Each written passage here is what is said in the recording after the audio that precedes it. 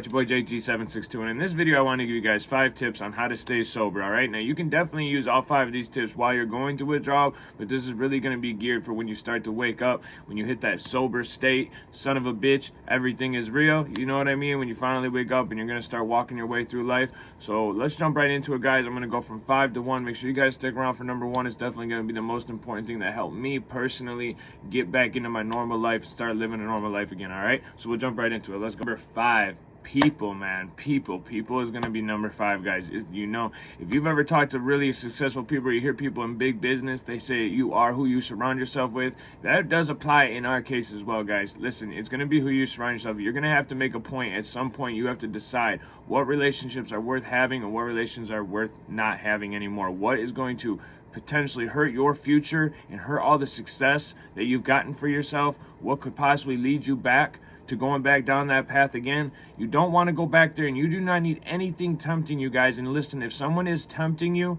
to give, if somebody does something that is tempting to lead you back down that path, they should not be in your life anymore. If you want to love them from a distance, check on them, talk on them on the phone, as long as it's not about addiction or drugs or anything else. I mean, that's all right. Of course that's all right. You're not going to totally dismiss a loved one. In some instances you may have to, but I have one I'm thinking about in particular, a family member of mine who was using drugs after I had gotten clean, and basically what I had to do is just I would call them on the phone, I would keep up with them on Facebook, but I would never put myself around them, physically around them, because I know they were always getting high, and I can't be having that around me and potentially screwing up what I have, or get my mind thinking again, oh, you know, that one more time, because we deal with that. You're going to deal with that enough throughout your sobriety, dealing with that one more time thought in the back of your head. You're going to deal with that enough. So you do not need somebody else putting that on you, or even if they don't pressure you, you still know that all you got to do is, hey man, I've been having a really rough day. If I just, you know, maybe you get high with me one time, man, you know, that conversation could very well lead to a little bit of talking, and all of a sudden, bam, you're high again. Within the week, you've gotten high 3 more times, and it's everything you've worked for. That entire detox was worth nothing, right? We don't want to go back down that road, guys. So make sure that you are surrounding yourself with the right people, with the right mindset. Even if the person has never been around drugs, they can still have a good mindset about having a good future and helping you stay in that sobriety state of mind. All right, guys, this is going to be people. Make sure who you are surrounding yourself with. It's very, very important that you guys are surrounding yourself around the right people and not the wrong people, especially early stage recovery. All right, guys. All right, y'all. Number 4 is going to be places, guys. Places is going to be a huge one, because you guys got to understand that there's going to be triggers for you guys. Guys, there's going to be triggers, especially early in recovery. We got a lot of triggers, guys. They're going to be setting us off and putting us in that wrong mindset again, because you guys, it's going to be tough to get your mind built back up to the point where you can say no very strongly. Okay, for a while it's going to be really tough, and putting yourself back in places that used to be a trigger for you, whether it be the corner, whether it be the road that it was on, whether it be a certain family member's house, whether, you know, there's so many different, every single person's case is going to be a little bit different. That's why it's just so broad as places. You guys got to make sure that you're just avoiding those things for as long as it takes, as long as, whether it's for the rest of your life, whether it's for a couple months, but you guys need to avoid the places that may set off a trigger for you guys. That's going to come down to, you know, maybe it's a family member's house, maybe it's a it's somewhere that you were to frequent and you felt like you needed to frequent. That's why I say family member's house, or someone very close to you, a close friend's house. This goes back to the people thing. You guys got to choose who is going to be a good influence for you and who's going to be a bad influence. And if this place and that person is a bad influence, you need to remove that from your life for as long as it takes, if not ever, because you guys are solely focused on making sure that you recover, that you do not relapse, that you do not die from overdose. You need to focus on that, because even those people might not know it in the moment, but you getting better is better for them as well. At the end of the day, it's better for them, it's better for you, it's better for everyone if you are clean and working on yourself towards your goals, towards a better sober life. All right, so places is a huge one, guys. I have many places that I will not frequent ever again. I barely ever go back to Detroit as a whole, because I know so many people in Detroit that I would use with or use around. I know where exactly the corner I could go and score again. And even though I've been sober for years now and I'm feeling a lot more comfortable with my sobriety, I still don't want to take that risk of those flashbacks and those memories of basically my entire life. From the time I was 15 years old snorting heroin all the way till I was 25 years old, I knew at any point I could drive to Detroit and I could get high. You know what I mean? because it's so accessible. It's so easy to just go down there and get it, you know. So like I said, places, guys, make sure you guys are really focusing on when you're in your withdrawal stage and you're getting in the, when you're about to start back into your normal life and real life, start focusing on what places you do not want to go to, which places you don't want to frequent anymore, and what new places that you want to go and explore, and, you know, open up your new world, you know. Enjoy your new life, man. Enjoy your new life, you know. All right, guys, that's for places. Let's get into number. All right, y'all, number 3, guys, and listen. Remember, these are just my best. This is my life experience and giving you the best advice I can give you. All right, maybe some agree, some might not agree. Listen, this is just the best advice I can give y'all. Number 3 is going to be relationships, guys. Relationships. I'm going to try and cut right to it. Basically, when you're using, especially long-term users, you guys have suppressed your everything. You suppressed your mental state. You suppressed your testosterone levels. Maybe women estrogen levels. I would probably think it's the same. And you guys haven't really felt that type of level yet that you're going to feel. So when you start to get through recovery, your testosterone, maybe not in the beginning or weeks, but as you get weeks or months into your recovery, your testosterone levels are going to jump, and you're going to start.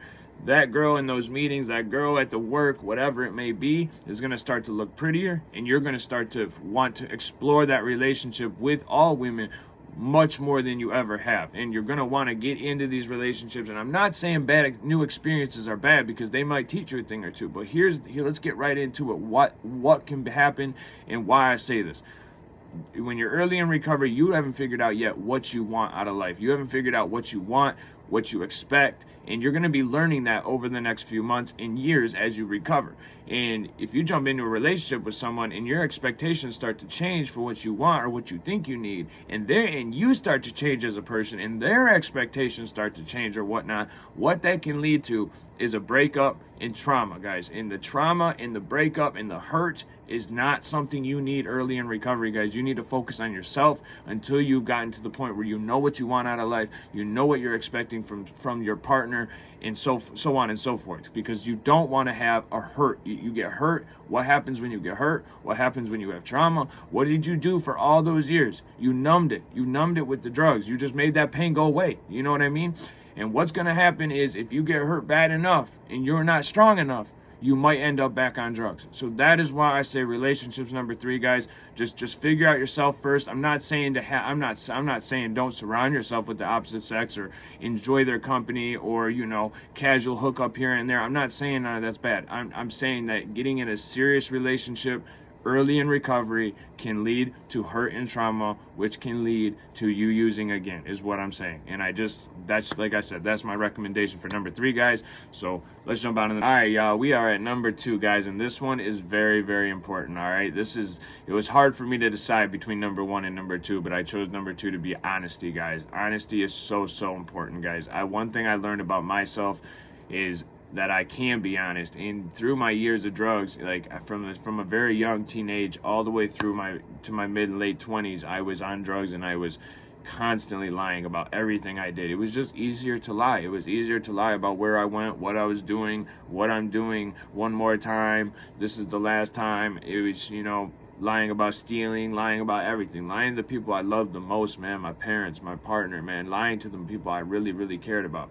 Well, when I started the detox, guys, that's when I really made a promise to myself that I would never lie to anybody again, no matter the consequences, no matter what. I was not gonna lie anymore to anybody, guys. And that I love about myself. It's something I've come to really appreciate about myself, is that I will always tell the truth.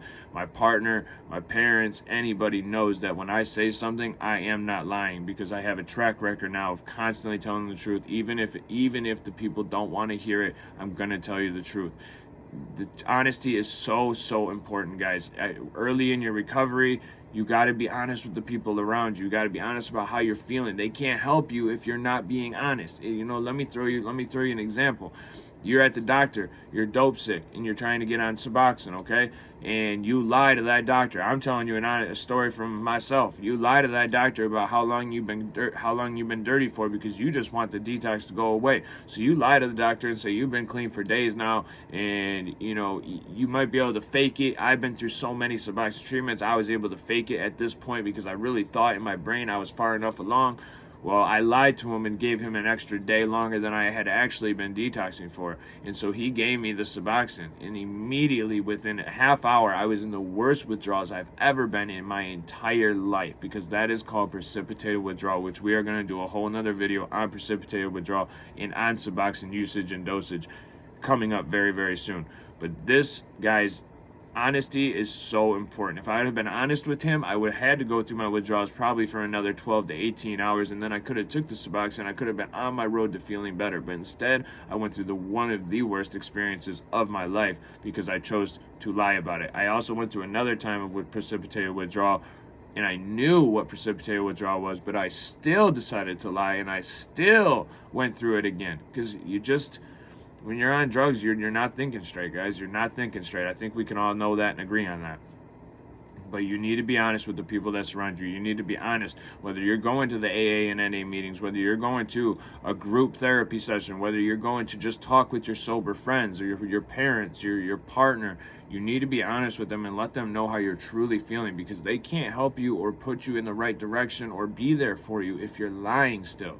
You need to make from day one, when you decide you're going to start detoxing, you decide right then and there, I'm going to be honest from here forward, no matter what. I'm going to take the consequences if I have to. I'm going to be honest. And now I'm not talking about being in the court of law. I'm not talking about being a lawyer. I'm not talking about if you're facing some charges or whatever. I'm not talking about that. I'm talking about with people. You know what I mean? Is it good to be honest in court? Probably, yeah, but I'm not going to say go in there and, throw yourself under the bus and take time when you didn't need to. I'm not talking about that. We're talking about with your loved ones, with your family members, with whoever you're going to surround yourself from their point forward. They need to know they can trust you now. You're going to be a new person, and in the beginning they will not trust you and they will wonder if you're lying, but you just need to prove over and over and over again that you are not going to lie anymore and that you are trustworthy. You need to build that new character and feel good about it. And like I said, nothing happens overnight, but in time they will learn to respect you and trust you, and that is what you're gonna really enjoy that. I promise you that. All right, let's jump into number one, the one thing that helped me the absolute most, guys. All right, y'all, number one, and like I said, this was kind of hard for me to decide between 2 and 1, but number one is definitely the thing that helped me the most early stages of recovery, jumpstart myself back in and get back to a normal life. Working out and music. Working out and music, we're going to do it together, but workout is definitely number one, but music ties in very much with it.